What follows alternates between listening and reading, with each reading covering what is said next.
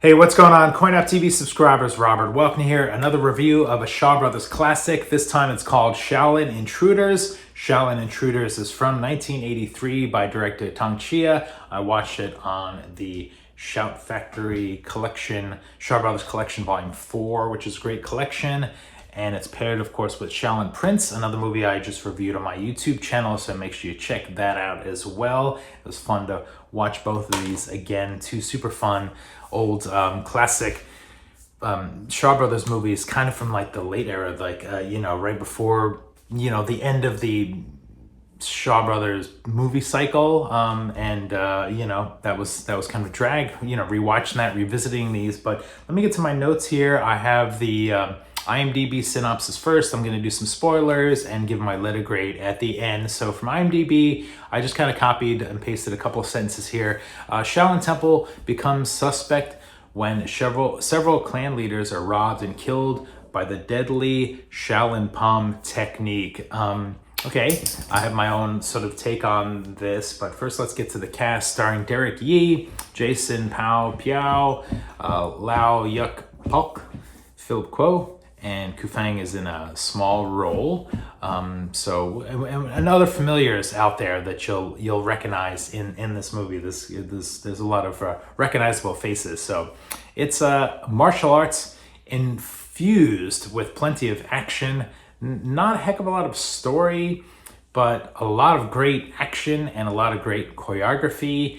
And visually, this movie is just like super, super stunning. So here's what I wrote down for like the plot. Renegade Shaolin monks are killing off local martial arts clans and stealing from them, although we sort of find out there's a little bit of a revenge plot told through a flashback in the third act that's a little silly. Our two heroes are inadvertently mixed up in the conflict and find themselves solving the mystery and defeating the bad guys. So that's how Derek Yee and Pai Piao are mixed up into this story.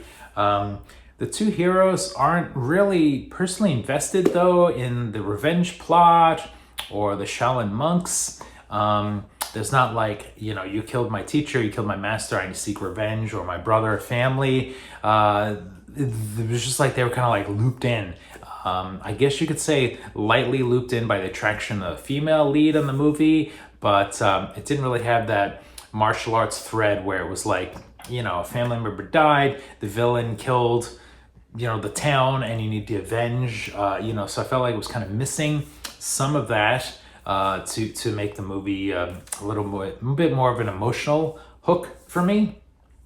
But on the positives, there's no shortage of action in this movie. It contains top-notch choreography, and when I say top-notch, like high level, like 10 out of 10 choreography, cinematography.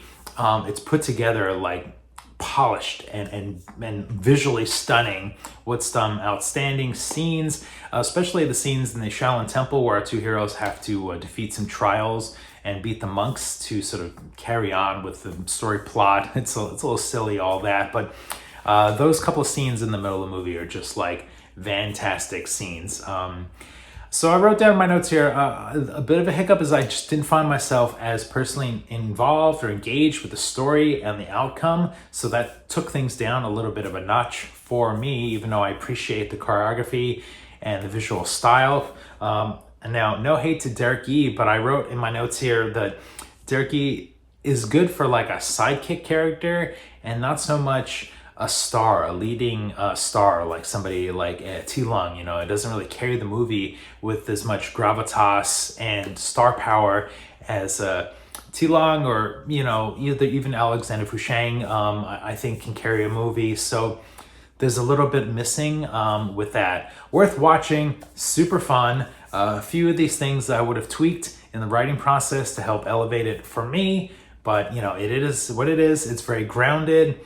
Martial arts and wire work is there, but it's very like not over the top, and just shows you how talented the Shaw Brothers studio was going towards the tail end of their kung fu movie making cycle. And it's actually, when I'm watching them, I actually was getting a little bummed because I was like, oh man, 1983, just imagine what like the next few years could have been, and if the Shaw Brothers movies kept going into like the 90s and didn't kind of go over into TV and stuff, how great cinematically things could have been. So Shaolin Intruders, I'm gonna give it a letter grade of a B minus.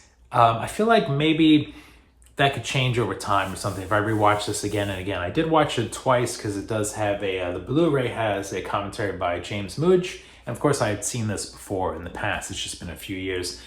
James does a fun commentary, a little bit more of a ride-along style than fact-hitting rapid pace like maybe Brian's commentary for Shaolin Prince was giving on there.